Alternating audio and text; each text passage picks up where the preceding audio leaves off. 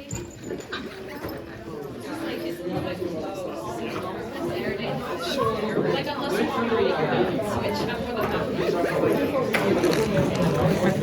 right. Hello, everybody. And welcome to the grand final of the Tweens IB 2026.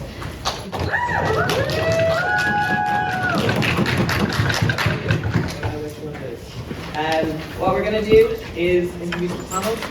So my name is Rod, I'll be the chair for this round. My pronouns are he, him. But I'm lucky to have an amazing panel. They would like to introduce themselves from left to right. We're missing Andy. Andy. We're picking someone around. Yeah, anywhere. Yeah. Is he in the bathroom?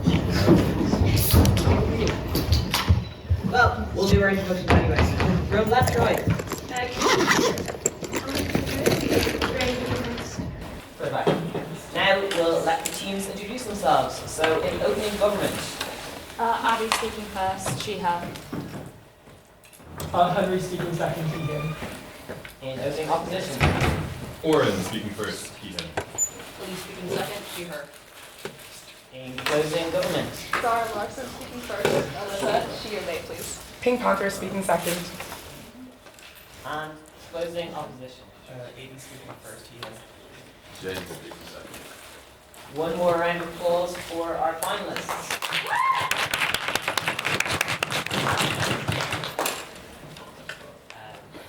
We'll be waiting until Andy arrives until we start. But we'll introduce ourselves.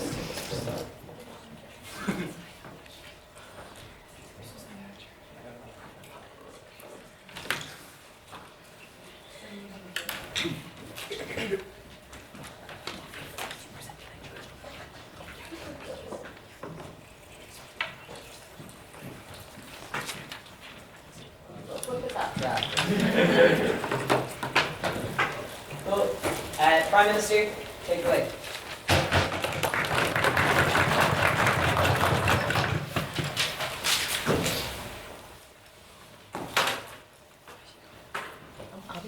I think there might be one recorded over there. My bad.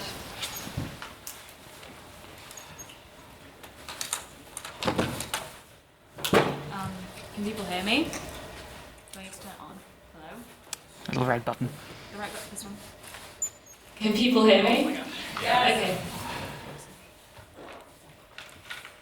Right, first I want to apologise because I am British, I am ignorant, and this is possibly the worst debate that could have come up for someone like me going to this competition. So, yeah. Yeah. Okay, I'll be starting my speech in 3, 2, 1. Okay, so what I'm going to be discussing in this debate is first of all why this is going to be something that people want in Ireland and why this is going to be inherently beneficial, and then I'll get into why this is something that is like inherently accessible within 20 years, which is the time frame we're given for this debate. So first, I guess I'll do some modelling in this idea that like what does a united Ireland actually look like? Okay. I think this looks like an integration of these two countries into which existing structures, pre-existing structures like your like versions of MPs, sorry, I'm going to be using British lingo, I apologise, are already representatives. They are just being integrated into the system as like a united front. And so like there is like this enmeshment where not that much is really changing apart from the fact that you have this united front. This will be more implicit as I go on to talk about this in the debate. I also want to talk about the way that Ireland has like changed in like the past, like, I don't know, I want to say like 40 years, in which like there is a big demographic change, right? It is not this like big religious, as much of a religious divide as there was previously. For purposes of debate, I'm going to say North and South. I know that it's the Republic of Ireland. In which like there are like Catholics in both like South and Northern Ireland, right? Now, what does this really mean? This means that there is really like not this religious divide that there previously was in this country, and so it's much more likely that people in Ireland are actually going to want this. Now, I think Catholics in Northern Ireland want this because the Southern Ireland is more prosperous, and they probably want to like get in on the benefits that like me and Henry will describe later in this debate on like the benefits of what it means to actually be like integrated, but also because of like Southern Catholics are going to want this because of like this idea of like tradition, right? I think like on average, like Irish people tend to have like Irish pride, and I think like this idea of like a united front is like inherently very like valuable to these people who are wanting to like gain access to these benefits. So yeah, so we found like there is just like this less inherent divide going into this. Also, there's like a democratic mandate for it, right? In like 1998, there was agreement that if there was a majority in the north that wanted to be a united front in Ireland, this was literally agreed that if there was this majority, that Ireland would become a united front. So that there is like very clearly like this want for this, right? There is very clearly like this want of access to being a united front in Ireland, right? Let's talk about the biggest fuck up of England, right? Let's talk about Brexit and how that has managed to fuck up Ireland in another way, right? Like, ever since Brexit, they have like removed EU access from the north. How does this fuck up Ireland, right? This essentially just puts like a massive wall in between trade, in which Northern Ireland are no longer, first of all, able to access like, I guess, like the inherent benefits of like workers, right? Like the EU are constantly moving like workers, like, you know, we saw this example of like lorry drivers. There was like a inherent cut of like lorry drivers that were able to be accessed because Britain has like inherently left the EU and we're no longer able to get them that way. On that point, yeah, I'll take it. Northern Ireland remains a separate jurisdiction in terms of its interaction with EU markets compared to mainland Great Britain. Anyway. On that note, irrelevant. Anyway, there is this just like wall in which they're no longer able to like access this. I think this also just means like another thing in terms of like domestically what's happening between Northern and South Ireland is this idea that like you have this like barrier in which like you are no longer able to like trade is no longer simple, right? If I'm putting something to a country that is now associated with the EU, there are different regulations of what I can send there. There are more checks and balances that need to be checked off before something can actually enter the country. And it's just like generally more expensive to send it there. Now, economically, like, why is it a good thing for this to be like down? First of all, it's just easier. Sending things like across countries will just be more simple because there is not this like regulation acting as like inherently like a paywall for these people. And it just means that like you are able to access like the benefits of trade, benefits of like quicker things, easier, and well, that's actually gonna give.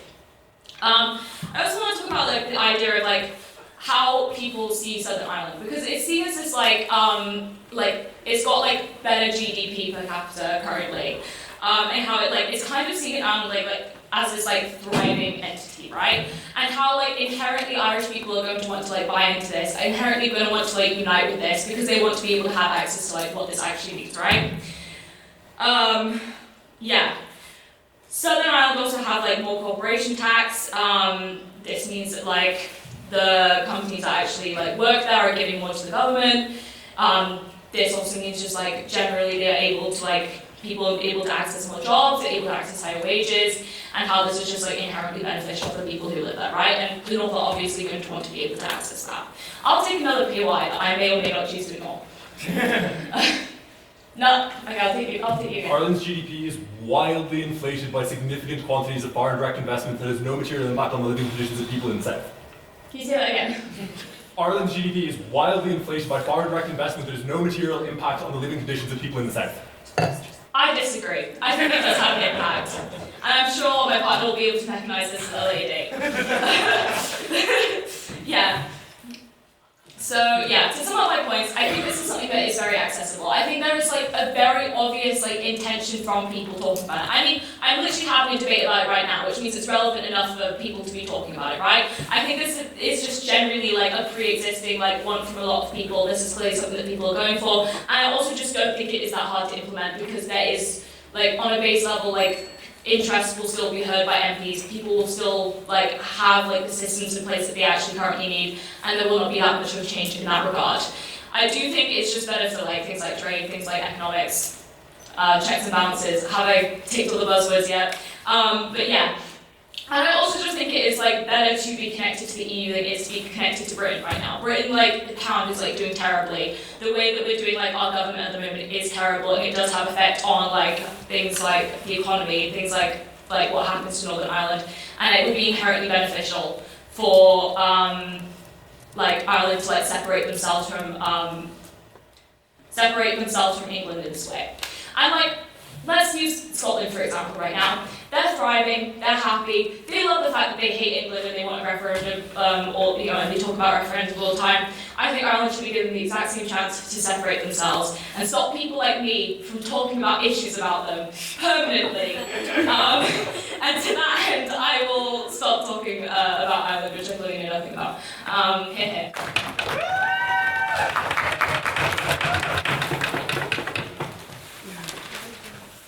I'd like to thank that speaker for their fantastic speech and call to hear from the opposition. Hear, hear.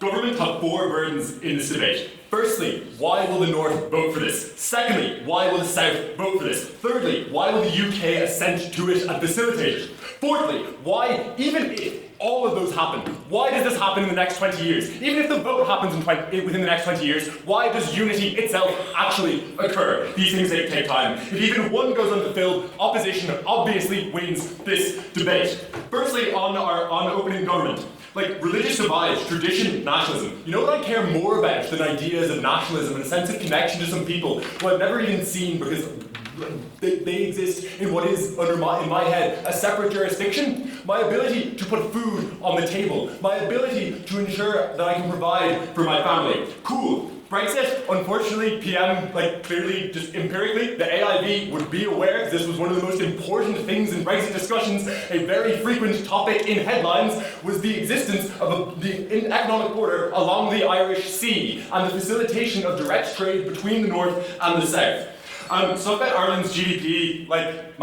foreign direct investment, there's a reason the Irish government uses GNI star, even if that term isn't AIB knowledge. The general thing of the Irish economy is wildly inflated due to MNCs having things there for tax reasons is just known. Also, the stuff about the UK government, have you seen the Irish government?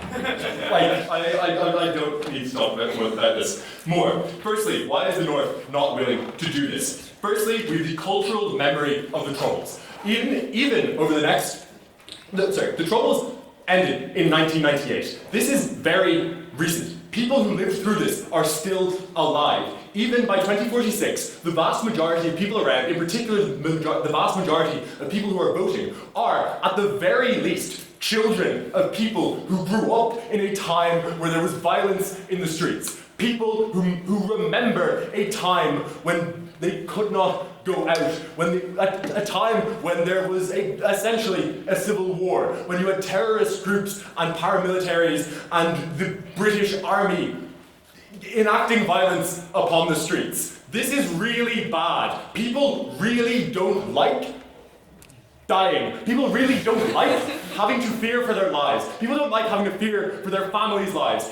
Even if this is an unlikely thing to actually manifest in fact, this cultural memory lives on very, very strongly and heavily influences the ideas that people have about things that may occur. In terms of economic benefit, we completely flip this. Northern Ireland, no thank you, Northern Ireland is massively, massively subsidised by the government of the United Kingdom. They receive massive amounts of investments. A massive amount of jobs in the North are public sector jobs. People are employed by the state. The Irish government does not have the same capacity to subsidise the North to this effective extent for the same reason that, I think Gul actually mentioned it, that Ireland's lower corporation tax means we don't actually have that high of a tax burden. We don't actually manage to collect a significant amount of it. I'll get on to more as well, it's so important in a moment. The economic disaster this would be for people in the North. The UK heavily subsidises things, and also, Ireland's because of Ireland's dependence on foreign direct investment, they're heavily dependent on like external conditions,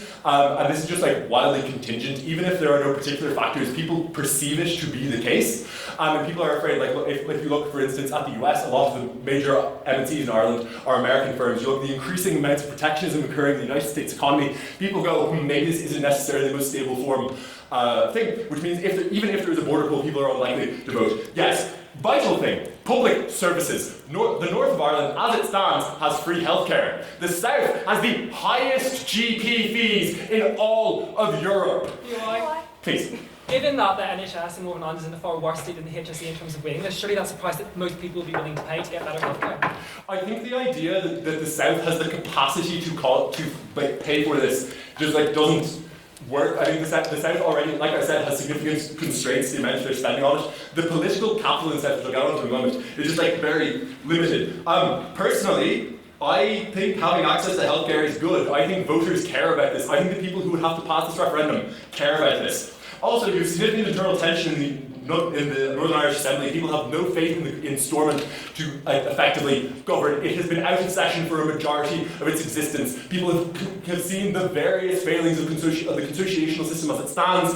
People are unlikely to believe this is that they would do it. Well, you also have the increasing popularity of Alliance as a party and more people opting out of the nationalist unionist divide at a political level, which demonstrates that this may not be the highest priority for voters. Also, just like the EU, like economic integration exists, that's not a benefit that they would capture by doing it. Also, this stuff would just like take time. Convincing voters that they ought to vote in this direction will take time. Facilitating a plan that will get people to do this will take time. Actually implementing the plan, even if the border poll happens in the next 20 years, actually implementing it will take a long time. This is because people want to mitigate potential economic effects. This is because people want to mitigate the extent to which we might see backlash, etc. Cool. The South. Economic cost to Southerners. I care more about my ability to feed myself and to look after my family and to afford necessities, which again, mind you, the South has been facing a cost of living crisis for years. No, thank you. What this means is that at the point that the tax burden for this increased cost is disproportionately likely to be realised as an increased tax burden on ordinary people, the ordinary people who would have to vote in a referendum to pass this, those people are significantly disincentivised to vote for this, at the point where it would mean they are losing money. Many people already struggle. Ireland has 17,000 homeless people right now. That is a lot of people. A lot of people are very afraid of this. People in economically precarious conditions are not going to vote for a policy that would make them more economically precarious. You also have the continuous de-radicalisation of Sinn Féin as they attempt to get into power to make themselves palatable because the previous stuff have cultural memory of the Troubles. They are unlikely to have the capacity to get in government for long enough for this to actually be enacted. Also, simple issue, Southerners don't really care. The North, as far as most people are concerned, is up over there. A majority of Southerners haven't been to the North in the last 10 years. People, again, conceive of the issue of the Troubles, they go even if whatever, they don't want to risk it. Also, the South is comparatively higher degree of immigration, which means you have more people coming from backgrounds that aren't necessarily very invested in this divide. And even if people go it would be nice. Again, it's econ, man. Also, the UK has very little incentive to do this, and they like the symbolic dominion that they continue to hold over the North, continue to fear from the UK government regarding the possibility of violence, general British people not really caring about the North, and also just the cost. The UK doesn't want to risk being burdened with a massive cost of doing this. Government has 4 burdens. If any of them fail, government as a bench fails. Easy. We'd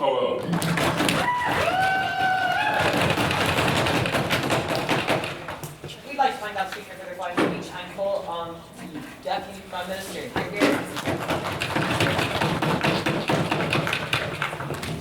Thank you, panel. I'm going to begin my speech in 3, 2, 1. It was stated by the Leader of the Opposition that we needed to prove 4 burdens. That's exactly what we are going to do. First of all, I'm going to give you 3 reasons why the North of Ireland is likely to vote for this United Ireland. First of all, it's history. We understand that in the recent census there was a larger number of Catholics and Protestants. What does this mean? Catholics traditionally have a stronger association with the Republic of Ireland due to the history of the island, due to the fact that partition was something that was only created really in modern history within a very small period of time. People have strong connections to the south, they have relatives there, and therefore they're likely to buy into this historical idea that this is something that their parents wanted, that their grandparents wanted. In addition, a large number of them have connections to the people who were involved in campaigns during the Troubles, during the Civil War, and there would be a historical allegiance to them to buy into this concept of a United Ireland, and fundamentally that support would would be locked in. That has been evidenced by the continuing fact that the vast majority of Catholics within Northern Ireland continue to support nationalist political parties like the SLP, like Sinn Féin, and if what opposition was saying was true, there would actually be a significant increase in the number of Catholics voting for other political parties, which has not realistically taken place. That point is defeated. Again, the second reason why the Northern Ireland vote for this, economics. What the opposition has tried to do is try to say that our point about foreign direct investment is bullshit. That is not the case. Why does Ireland have a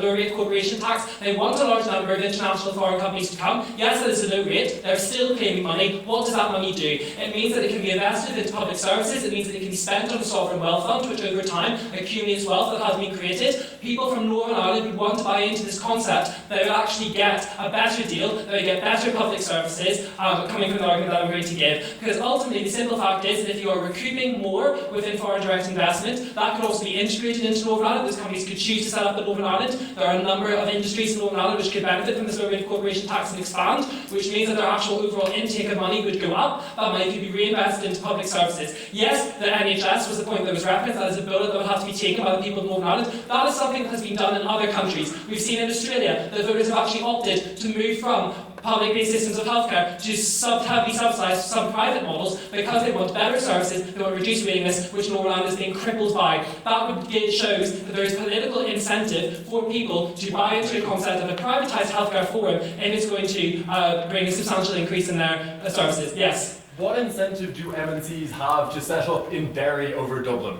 They have significant incentives in the fact that Derry is a cheaper place to live, and therefore people would want to, their employees would want to be there. The fact that it's relatively untapped wealth, the fact that it has a university. There are multiple reasons that significantly prove that point. Third of all, what we need to consider is today we actually literally had a debate about Nigel Farage, that the Reform UK is polling on over 30%. It is within the balance of probabilities that Nigel Farage, or another right-wing person, can become Prime Minister of the UK. He is somebody that has literally said he doesn't care about Northern Ireland, he'd be quite happy to let that go, and therefore that would explicitly give UK consent.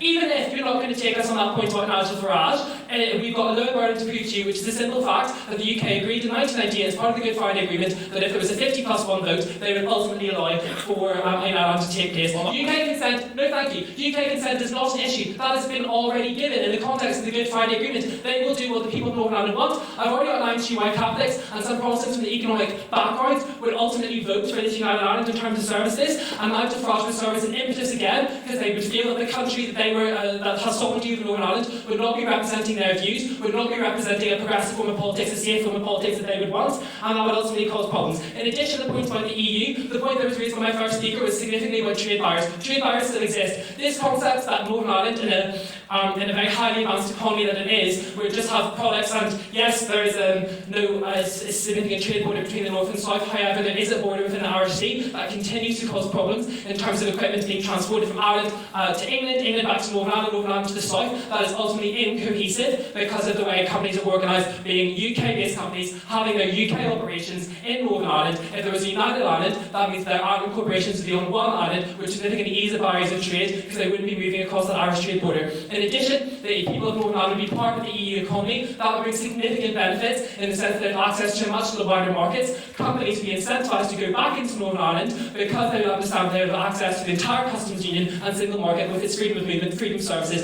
and other fundamental freedoms, which would continue to bring economic prosperity. In addition, the cost of subsidies could significantly be diminished by the fact that voters would be likely to fundamentally buy into the concept of having a united Ireland, because there is an element of the fact that there would actually be an improvement in the economy of Northern Ireland if United Ireland take place, because of those trade barriers that have now been overcome by the reintegration of the EU. In addition, it is also likely that the EU would restore the funding that they previously given to Northern Ireland when it was part of the EU as part of the UK. That serves as another impetus for the voters, especially Protestant voters, to buy into that concept more investment. The South, 98% of people in the Good Friday Agreement in the Republic voted for it because they wanted to United Ireland. It was still their constitution. We've got that in the bag. Everyone in the South, pretty much, is going to be voting for United Ireland. Why? Again, because of history. Yes, I'll take that one. The idea of agreeing to this mechanism being created in the future isn't the same as being willing to vote yes in a border poll tomorrow. Ultimately, those individuals in 1998 decided through thick and thin that if there came a time in which Northern Ireland was going to consent to United Ireland, that is something that they would support. It is highly likely that the children of those people that voted for it would again side with their parents because they are in a family, because they're more likely to share political views. That is something that we all accept. That is the argument that's proved on our side, that we've got of the majority of people in the South voting. That brings us to the third point, about UK consent, that's already covered. Then in addition, we need to consider why does unity occur. The point was raised about immigration to the South and how that could serve as a barrier for the people of South voting. Ultimately, a large number of people that if they want to immigrate to the country, they want to immerse themselves within the culture, they want to assimilate. One of the key aspects of Irish culture is that history. The people who sit for Irish citizenship must study history. They must study the fact that Ireland, there has been partition, and it is highly likely that in an effort to assimilate with the other people of the Republic, with most politicians in the Republic constantly proclaiming that they want to see United Ireland, they would think it is in their interest as an immigrant, if they want to assimilate in society, if they want to get on with their politicians, if they want to get on with their friends and work colleagues, they would also support the idea of United Ireland because they would naturally, by bias, by wanting to have social cohesion, would buy into that concept that they wanted to be seen as something as someone friendly, if they wanted to be seen as someone that shared similar values, that they would buy into the concept of United Ireland, and therefore those immigrants who subsequently receive permanent residency, receive citizenship, would be more likely to vote for United Ireland in that context. That's a particularly low burden, that is a burden on social issues, and we all know that individuals in this room will have decided to perhaps augment behaviour in order to fit in. That is something that is very common, and that is something that can probably take place. And then in addition, the point about volatility within economic markets, again, to rebut that, it is that Ireland continues to have a budget surplus. That budget surplus could significantly cover any form of deficit that would be brought in by Northern Ireland in addition to the benefits of trade. And it would be highly likely that people would be willing to bite the bullet within the short term for that higher quality of life that is received. So ultimately, what the government have brought to you is a meeting of the four burdens. Why has the North going to vote for it? We've already outlined better economic prosperity. The South are going to vote for it too. The UK is going to consent, they've already given it. Why does unity occur? Because it's set to happen. Thank you very much. I'd like to invite speaker for their final speech and call on the Deputy Leader of the Opposition. Here.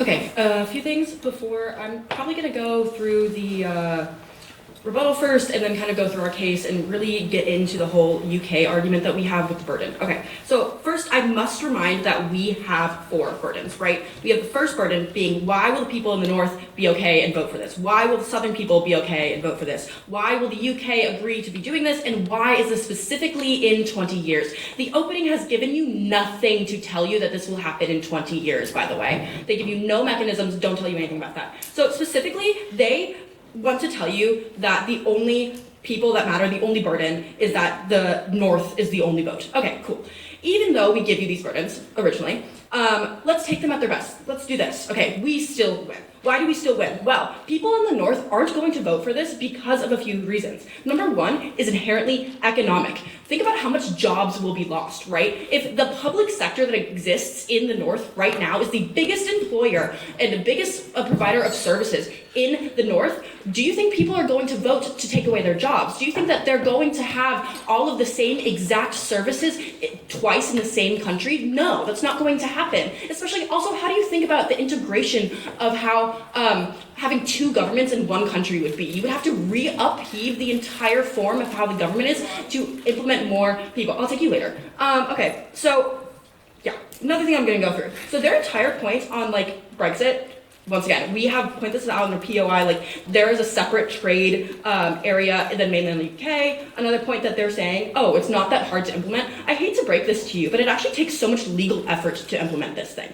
Okay, so you could take years to be implemented. It could take multiple years, like decades to be implemented. Not to mention that I don't think it's going to be very easy for the UK to just like agree. I know that they are like, oh, we'll help facilitate this thing, but like facilitating, like also, whatever. I think there's also going to be probably a lot of pushback from politicians and people who are basically spreading propaganda in order for people not to want to vote for this, right? I think that there's going to be a lot of benefits for the people who are in power to dissuade those voting from actually doing it. Okay, so another thing that they want to tell you is that why will the North vote for this? They tell you, I'll take you later. Their main point is, okay, there's a lot of Catholics in this country.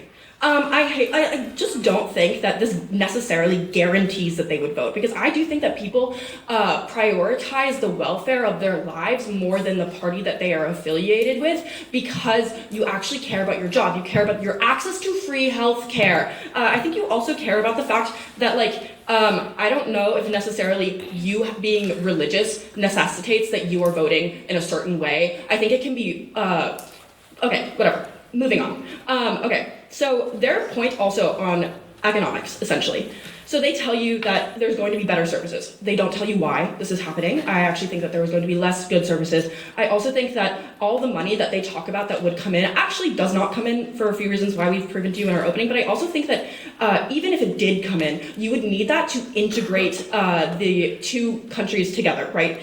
The areas together, and therefore we can't actually access any of the benefits that they've given to you, because it takes a lot of money to integrate a new country.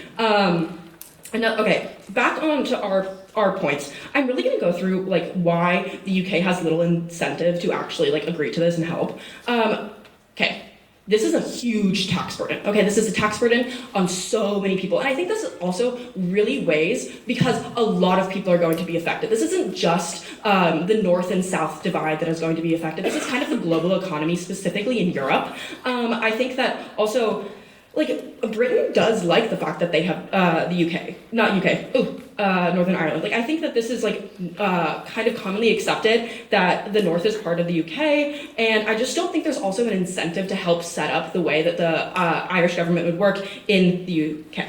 I also think that this means that there would need to be like an implemented handover plan, and I think that would take a lot of time and monetary resources. I also think that like I think I'll take you in like actually like 30 seconds. I think the opening kind of entirely disregarded the fact that the Alliance Party is actually on the rise, and that's why people aren't going to vote for the North. The North rejoining, mainly because the Alliance Party is essentially like people who don't really care about unity, and like this is on the rise because there's more issues going on. Okay, Henny, I'll take you. There was a majority vote in favor of Brexit in the UK. Do you think most of the people who voted for that knew just how bad it would be?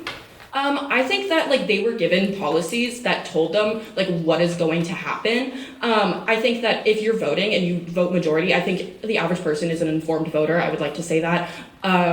Just like at least they've read a pamphlet. I don't know. I don't really know how that's relevant right now. So essentially, like there is so like the country of Ireland wouldn't be like amazed, wouldn't be super stoked about this for a few reasons. This would be a huge tax burden, like a huge tax burden.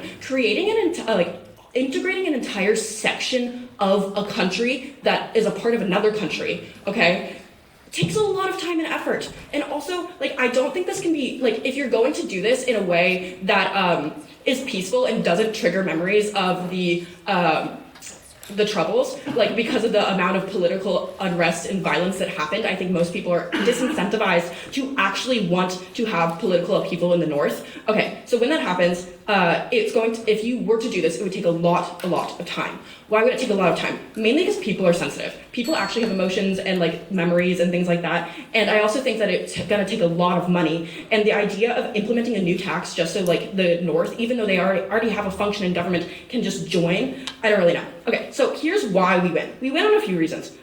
First is scale. We win on scale because we think that the impact of the economy that would happen if the North were to join the South would affect more people. We think this would happen in the UK and Ireland, and we also think that this would happen across the world in a global sense, and especially in Europe. We think that this would kind of disrupt the way that we understand trade and disrupt the way that we understand these economic things. Okay, then I'm gonna hit, we also think we have a bigger intensity way. We also think because the fact that this is an emotional thing. The Troubles are an emotional thing. People died. We don't think this is great. People are upset about that, okay? I also think this is an economic loss. What are you gonna do when you lose your job to because you belong to the private sector? If the private sector of Northern Ireland, not private sector, public sector. If the public sector of Northern Ireland is the most important and main employer right now, you're gonna lose your job, and that's going to be sad, and you're not gonna like that. And also, it's just gonna be bad for quality of life. We also think that this is entirely, like, very certain, because this entire thing is dependent on a popular vote, and the government cannot tell you why. Yeah.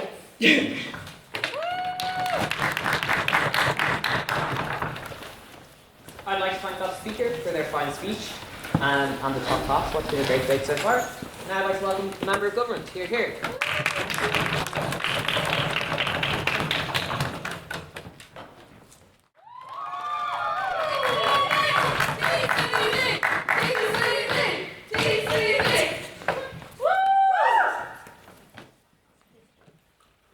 Okay.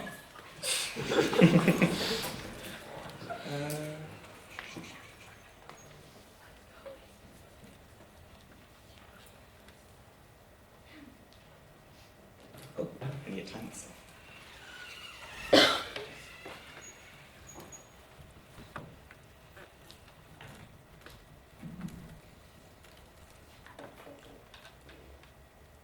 Right. Two main responses to CG. First, on the role of media. We can completely buy the impacts that media might do on an individual. The media can incentivize someone to just do something, and they want to do it now, and this can get rid of the rationality. The main crux is, I have two main kind of issues with this. One, you're not acknowledging the fact that people are just inherently going to be strong-minded. You're going to have minority groups on both sides that are not going to change their views, no matter what their phone or TV says. These views could have been ingrained in them from generations to come. This will never change them. Furthermore, I don't see how this can't be flipped. Like, if you have the main points that we get with UK national media not paying attention to Northern Ireland, even if we buy that this is true,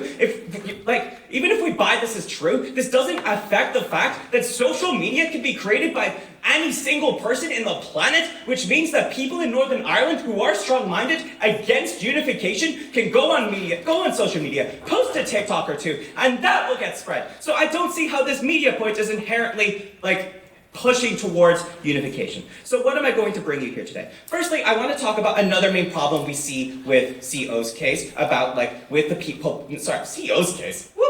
CG's case. And we're going to talk about just inherently why this will take God knows how long, and why we don't think this is going to take 20 years. And furthermore, I'm going to expand on these 4 burdens. I'm going to tell you which burden is the most important, and I'm going to tell you why we, as CEO, extend on the points from OO to give more actual proof for the one burden that is the most important. Therefore, we win the debate. So firstly, what are the 4 burdens? Firstly, you have the burden of Northern Ireland getting a majority, Ireland getting a majority, the UK agreeing to it, and within 20 years. Firstly, if we, I'm going to actually agree with I'm going to agree with OO.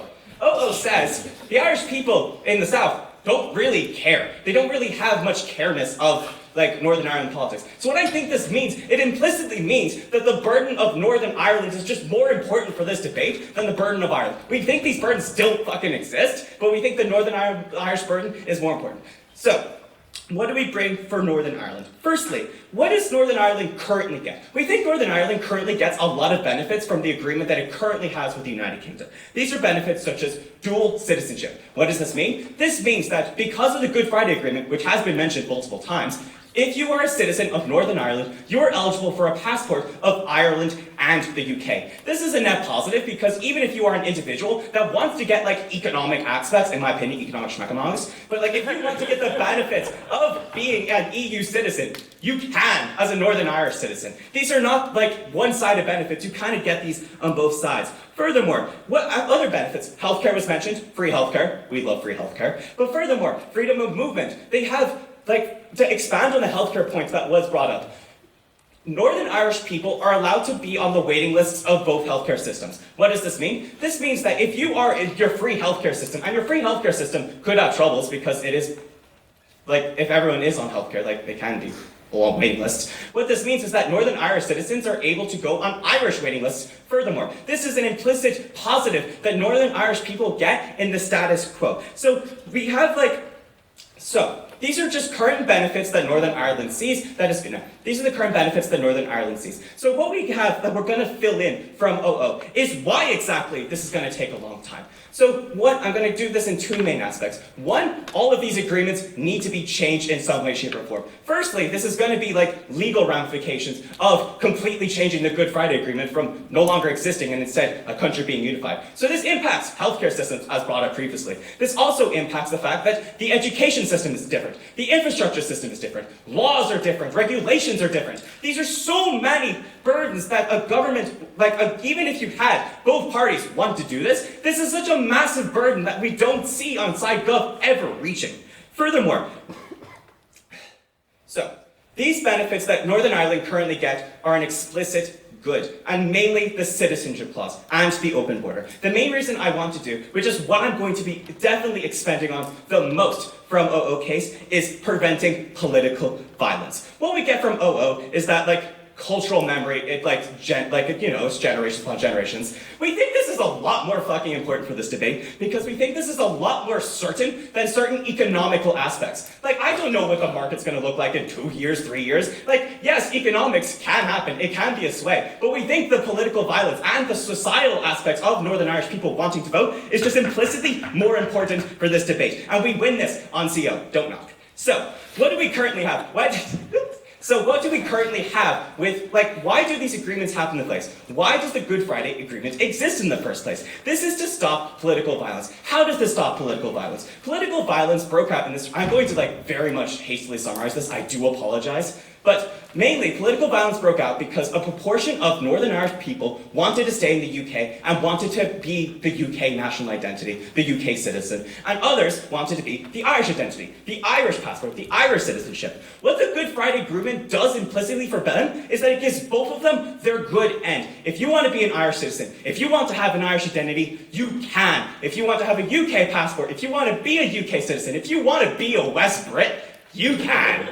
But what we have is when you have a push towards unification, if unification were to happen, this just doesn't exist anymore because we would need to get rid of the agreements put in place for a shared border to have a unified border. So what this means is that the proportion of the people, even if we buy that Northern Irish people voted for this, there's still going to be a proportion of the UK population, let's say 40%, random ass number, that's going to be unhappy with this. Why? Because they're closer to the UK identity. They're closer to an identity that is not Irish. So what does this do? Unification will just inherently cause violence. This is bad. I'm going to just Ovo says why violence is bad. But what this means for the people of Northern Ireland is they are remembered of the cultural memory. This is systemic. You have generations passing to younger generations of the troubles, of the things that happened. So what that means is that this is something that will be passed on for generations to come, even if we are seeing some improvements. And because the people in Northern Ireland are so remembrant of what happened in the troubles, what happened in this political violence, it is the main factor in their decision in whether or not to unify. And since they know that OP has this, since they know that unification will cause political violence, they will be increasingly desensitized to ever vote for a united Ireland. For those reasons, CO.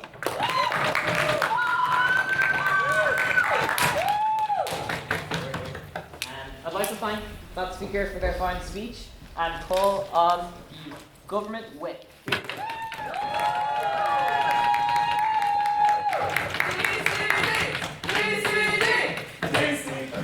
Before I quickly start my speech, to flag the thing Alyssa said, if you have issues with what she said, come fight me. I want to quickly say two things. Firstly, I want to start on a positive note. I want to just plug, I'm convening a competition on the 23rd of May, Hypothetical Open. It's a fundraiser competition to raise money for the Dublin Simon community, which helps homeless people. And I think it's a really important cause, and I would really urge all of you guys to apply as judges, speakers, or even just to promote the fundraising thing when it happens.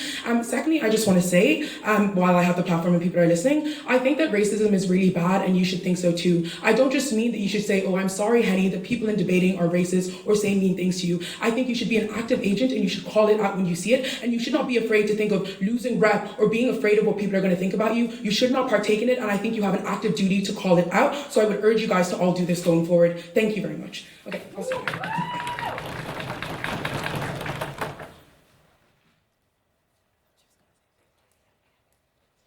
26 plus 6 equals 1. I may consider myself to be a raging nationalist who wants all 32 counties to come back together, but if I'm being honest, I don't know a lot about history. I couldn't tell you who some of these people, like James Connolly or whatever, are. This is just an intuition pump to show you history that the other three teams in the debate talk about doesn't matter. What talks about is your real life. I care about things like even like my mother's culture and in the past, but it is never who I am. It is never connected to me. It's not what I see in the real day. This already weighs why Alyssa's analysis and the premise of the case itself already beats all of the other teams in the debate. That is, if every other team in the debate can successfully prove to you that their premise happens and the impacts that they talk about happen, the extent to which what Alyssa talks about is greater than that of other teams for the reasons that Let me just give some of those reasons now as to why you're more likely to just care about things that happen in the present, in the past. Firstly, you feel like you have more agency and identity over these things because they happen specifically in a way that affects your life, compared to things like history, which oftentimes you weren't born, or maybe you were just very young. So it feels like it's connected to your parents or your ancestors or other people around you. People want to have a sense of ownership and belonging in the world, no thank you. So you have a stronger incentive to want to hold on to the things that Alyssa tells you. So even if opening government or opening opposition prove all of these things, the extent to which it happens on Alyssa is greater,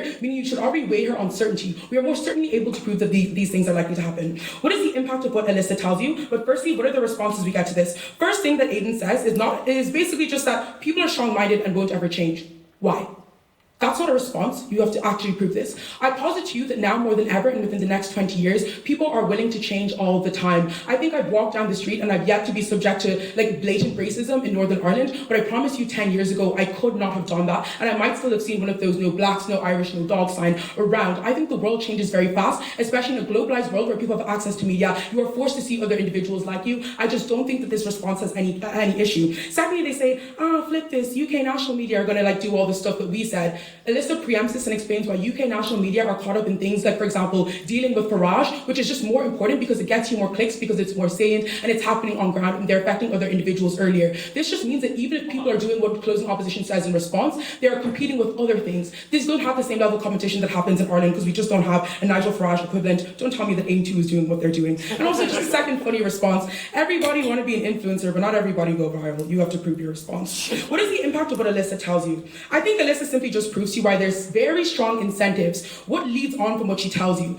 Firstly, this means that you're able to push resources to do these things. The bottom-up approach in cultures, when you literally have massive influencers with millions of followers like Lauren Wheeling, telling young people that it is cool to vote for these things, people who tell their parents so, parents who, yes, care about their history, but care about their children even more because they're a manifestation of you physically and you care about them. Parents are willing to change their ideas based on their kids who they care so much about and see themselves in, and they want to vote to help their children and make them feel happy. This pushes strong incentives for people to force politicians to actively do this, to force Fine Gael and Fianna Fáil and Sinn Féin and other people to be the parties that are able to do this and to make it come into passing, to be able to force these people to actively do so. It also pushes the urgency. People want to do this now. Politicians fight about this because it is politically salient. You want to be the incumbent party that is able to pass the unification of Ireland, given that so many people want it, as Alyssa proves to you. No, thank you. I posit to you these incentives and the impacts here strongly prove that we are able to do this on a very fast timeline. This is going to become a massive issue that people actively want to do, and they want to act now so that they can get the political points and credit for doing so.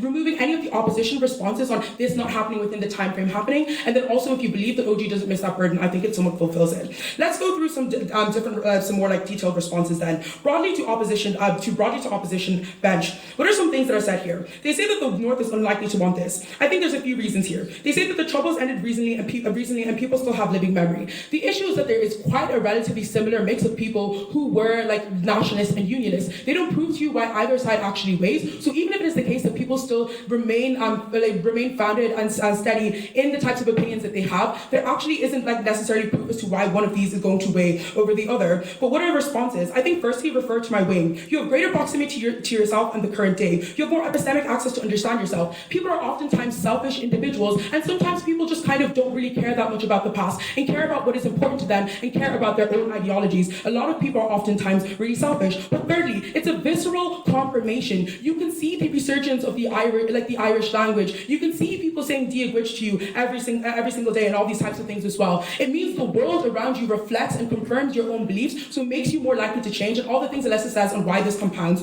over time. So I think that people actually do change. Two, they say that the UK gives Northern Ireland massive funding. I want to point out a few issues with this. Their DLO then also says that the UK won't agree because they like having Northern Ireland. There is a tension here because the UK gives lots of money to Northern Ireland. It doesn't make profit off of them, as they say. They probably have every incentive to want to let Northern Ireland go because it is an economic burden on the UK. Other reasons are it is a logistical nightmare to be able to do as much transportation of goods when you have to go across waterways versus Manchester trains, which are often more expensive and they're also less politically represented and it's less salient. No, thank you.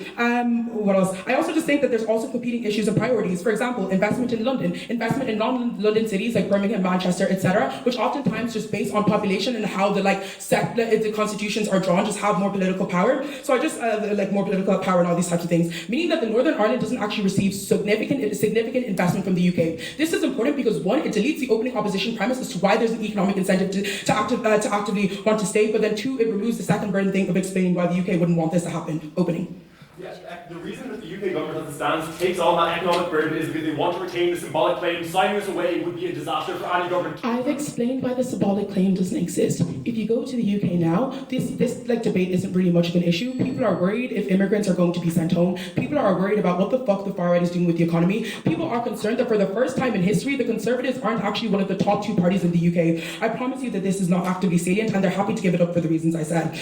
There's a debate on healthcare that comes from opposition teams. I would posit that both the NHS and the believe me, I'm a med student, well, dental student. The NHS and HSE are both really shit. You have 6 to 7 year waiting lists for things like braces. I don't think the 1 year difference makes a meaningful shift as to whether or not you vote for this. You guys never actually weighed why this is likely to be the case. Lastly, they just say that people in the north don't have faith in Stormont. This is good and it helps closing government. Why? Because it is harder for incompetent politicians to be able to bargain against England, Scotland, and Wales. It is easier for you to be able to bargain with simply just the Republic of Ireland. I think there's less moving pieces. I think you have less conflicting incentives to want to negotiate against. You're also geographically closer to them, so the instances in which those incentives diverge are likely to be lower. So the resources and the competence needed to be able to bargain are lower in the first place. I think they have massive incentives to actively be better off.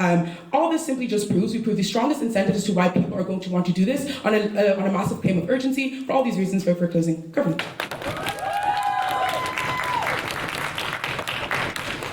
And I can have speaker for their fine speech and call on the opposition whip to continue the debate.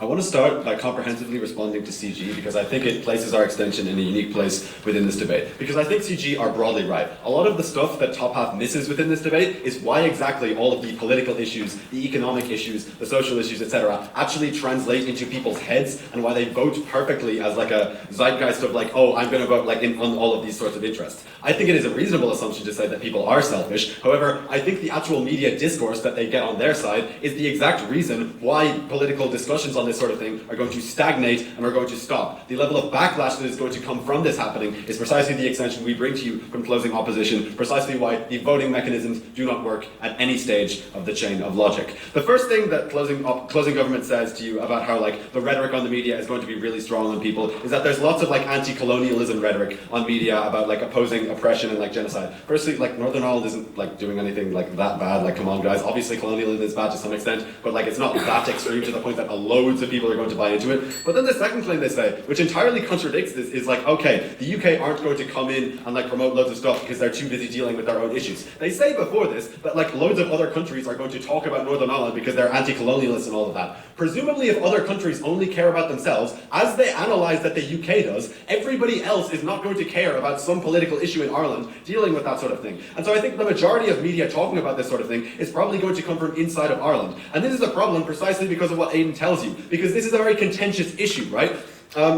CG never proved to you why the majority of the discourse happening is pro-United Ireland versus anti. I think there are a lot of people on either side, and like realistically speaking, like yeah, okay, if people are like being strong-minded isn't necessarily a sort of thing. I think generally people who are conservative are the majority of people. The young people that CG talk about are like famous for like not having a lot of voter turnout and being like disenfranchised in terms of politics and all this sort of thing. But I would posit then that in CG's best case, you have the discussion starting. Maybe you have people talking about United Ireland. Maybe you have people thinking, hey, maybe this will be a good idea. Maybe you eventually do get a United Ireland. But I would posit that the backlash that Aidan tells you, the fact that you are taking away people's opportunity to access a dual citizenship, I would note that this uniquely activates the mechanism from opening opposition about how they tell you you have a traumatic memory of the Troubles. I think CG is right to point out that a lot of people, this maybe isn't too proximate to them. But as soon as I think, first of all, this is uncharitable. Like obviously parents are going to pass down these issues. It's a very recent issue in a lot of cases. But for these young people to like now have have this brought away and have this issue, which they are likely to have inherited from their parents, I think you activate this mechanism a lot better and have a lot of angry people who are then going to go to the media that they talk about. And I think what happens is you start discussion, but as soon as you start discussion, you realize how contentious this issue is, and you have strong counter-narratives forming to go against that sort of thing.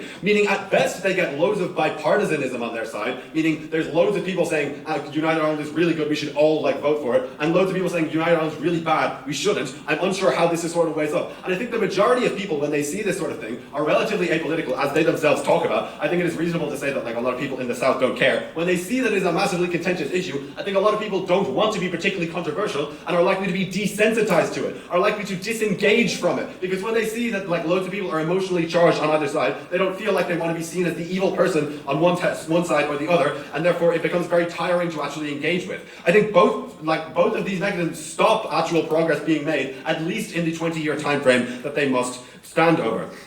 They also say that history doesn't matter. I think maybe this matters to a lot of people. It isn't too proximate, but I think it's proximate enough that the level that to which they are taking it away from them is very important.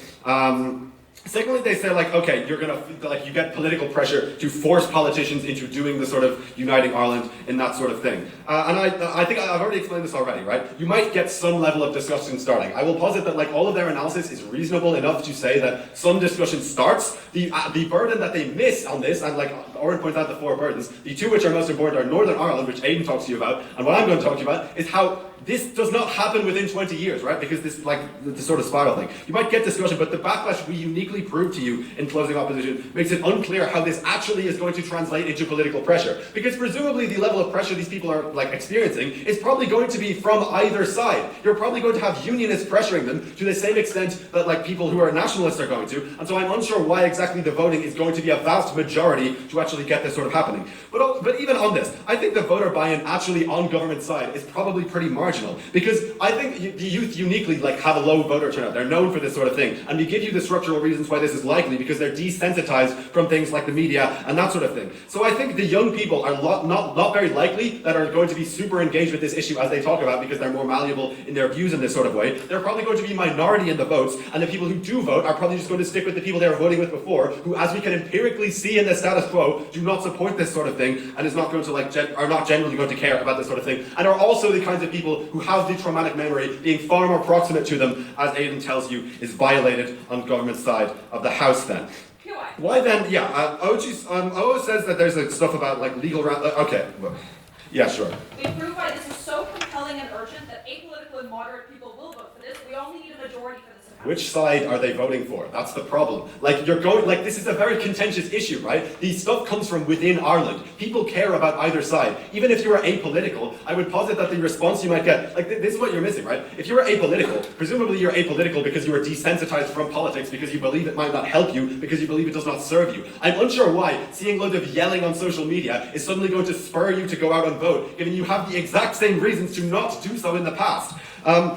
Yeah, we also tell you about this sort of level of political violence that is like to happen. And I would note that this is extremely important, because as at the point at which we activate opening opposition's traumatic memory mechanism on why people don't like this, there are some people, obviously most people are going to be reasonable, but even if a very small portion of people are going to be doing violence, that is an incentive for politicians to stop discussion on this sort of thing, because they see it as causing tangible harm to people, because they see that it is having a massive impact on people's lives, and they broadly just do not want that. But I also think there's just a general fear for their own life, right? Because if they're the ones pushing for United Ireland, and they see someone get bombed or shot or attacked because of it, they're probably going to think, I might have a target on my back. How many people have this view? They're probably not going to want to accelerate discussion on this sort of thing. They're probably going to want to not have this level of discussion happening on this sort of thing. So, when you have this sort of back and forth mechanism that which CG talk about media sensationalism of this issue, I don't know why either side isn't sensationalized. I think the media is a unique reason why exactly people do not vote. I would note that this is prior to both opening teams, because opening teams are vulnerable to CG's weighing, saying why exactly do people weigh up these initial incentives of are they going to vote for their economic interests? Are they going to vote for whatever? A lot of people do vote just on apolitical issues, on political issues based on emotions, things like Brexit, like they point out. But I would posit that this level of media sensationalism can actually do the exact opposite and harm efforts for United Ireland. Maybe it will happen at some point, but it's not happening in 20 years. Come on.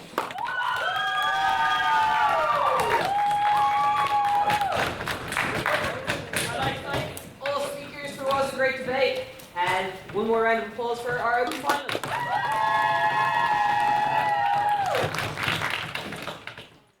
Right. Hello. I just want to do a quick roll call for all teams and judges that are needed. So, do we have from novice final UCC Philosoph David Leahy? UCD Lost Off Your Pens? Yeah. UCD LMH Lyrical and Harmonic? Yeah. TC Phil Caffeinated Translated Contest? Yeah? Yep. Okay, and then for the grand final. Oh, sorry. Do we have Henry? Yeah. Do we have Cardiff A? TC Guess who wears the pants? Pink Panthers is our lesson. TC Phil 8 Eyes.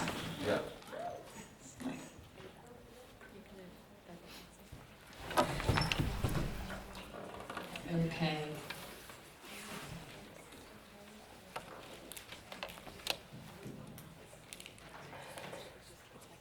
Oh yeah, first from us, just a couple thank yous. Thank you very much to Queen's for hosting the competition. It's great to see more competitions on the island of Ireland.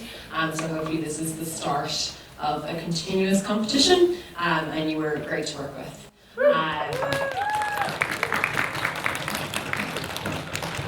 Thanks then to all our judges who came. Obviously the competition couldn't run without you. And to all the speakers as well. And to Yvonne and to Equity.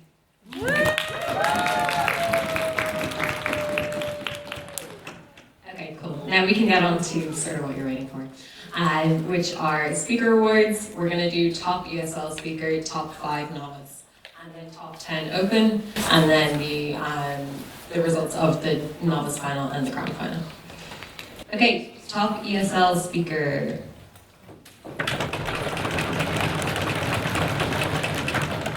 Okay, I think you go.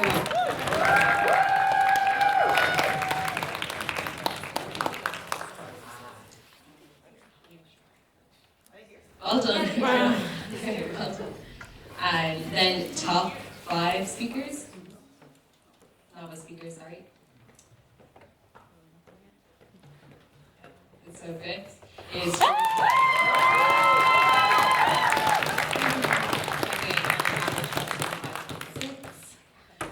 fourth then is Finny.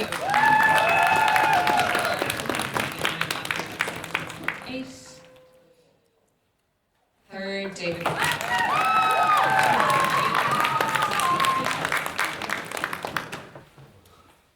Second then. Average 76.4. And then first.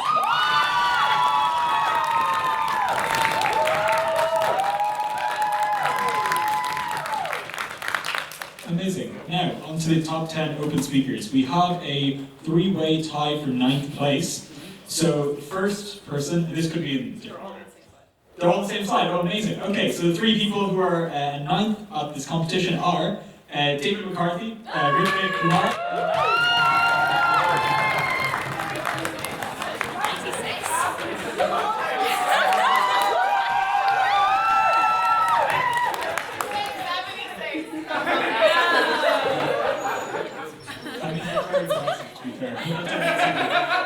Okay, now, on to 7th place, we have a 2-way tie between Elise and Eva.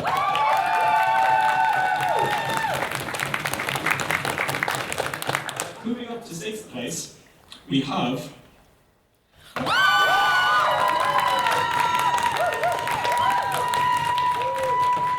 breaking into the top 5, we start out with Oren.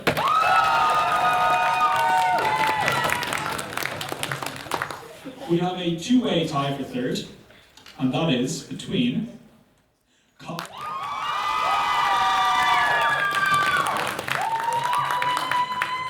and now in a shocking turn of events, break the top 2 speakers. We start with Henny. And the top speaker for this year's QUB Open is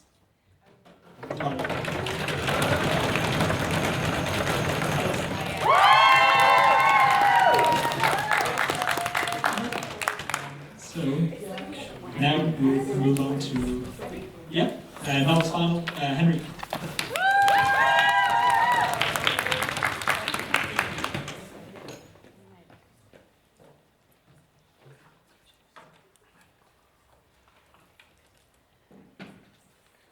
Hello everyone. Firstly, quickly on like a convening note, thank you all so much for coming. Thank you to the three wonderful people behind me. This would not have happened without them. So thank you for answering my unsolicited texts on WhatsApp. Thank you to all the Queen's novice speakers who came out and gave this a shot and an effort. As was very importantly pointed out, this will be the first of many Queen's Opens to come. So, but you don't really give a shit about all that. What you care about is the results. So, in the novice final, we had in opening government, UCC Philosoph David Leahy. In opening opposition, UC Lostock It Depends. In closing government, UC LNH Lyrical and Harmonic Society. And in closing opposition, TCD Phil Cafe. So, without further ado, the winning team of the novice final of QB Open 2026 is closing government, UC.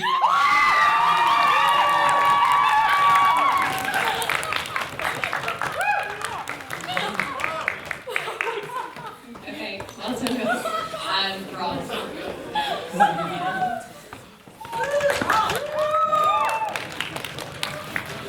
Hello everyone, is this working? Yes it is. I had the pleasure of judging and chairing the final of Queen's Open. I had a wonderful panel consisting of Andy, Anna, Katie and Rhea. So round of applause for them. The teams in the final were in opening government, Cardiff A. In opening opposition, TCD Hiss Guess Who Wears the Pants.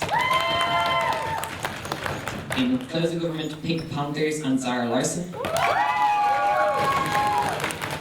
And in closing opposition, TCD Phil, 8 Eyes. After an incredible discussion, which was very efficient, in which all teams were considered, we came to a unanimous decision, and the team winning the open final is the team in opening opposition, TCD